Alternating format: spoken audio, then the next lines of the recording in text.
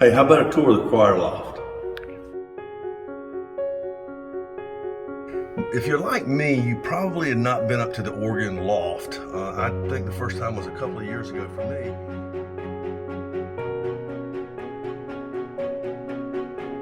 This organ was built in 1921. She's done a good job for us since 1958. Hello, Sacred Heart of Jesus parishioners. Today we wanted to start a new video series where we're going to be updating you on certain organizations and things that are going on within our parish that you might want to get involved in. Expect one or two of these a month, and I look forward to getting these out and helping our parish understand more about what we have going on. So the first thing that we wanted to do, obviously we have an organ campaign for the rest of the year. We wanted to give you a tour of the choir loft. So we're going to start with that this morning, and as you can see, this is kind of tight right here. Some of this will be open, and we look forward to updating it, but I want you to come on with me and we're going to give you a little bit more of a tour. I want to show you one thing down here, which is the wiring.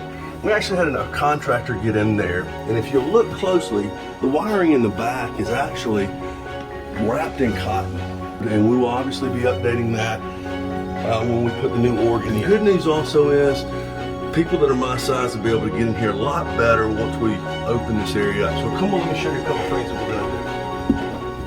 First off, we're going to be taking this area all the way out, all the way back to the window. We'll be updating the air conditioning system so that our choir members in the church will be properly heated and cooled in the choir loft, not the whole church. These pipes will be moved to the side. This area will be built with new choir risers that will be movable in case we need to get to the air conditioning or do some service work on that side of the church. Our choir members, obviously, we're going to update them a little bit or upgrade them a whole lot with choir risers versus folding chairs. So I know they'll be excited about that.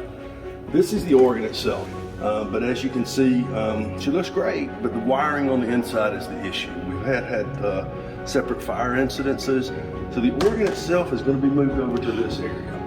The organ will be something that will also be able to be moved should we need to in the future. So that's being anticipated from a cost standpoint also. As you've got the choir practice room, which that will stay the same. Obviously this area will be open, but this will have a little more foreroom, so there'll be more room for these folks to pass. So listen, I would like to thank everybody for the contributions that they've made to the organ campaign.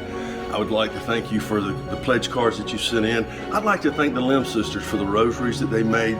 We still have a few of those left, and would ask that if you'd like one, you can give a $125 donation and pick it up at the office. Thanks again for the community coming together. I look forward to continue to update you on the organ campaign and other things that are going on within our parish.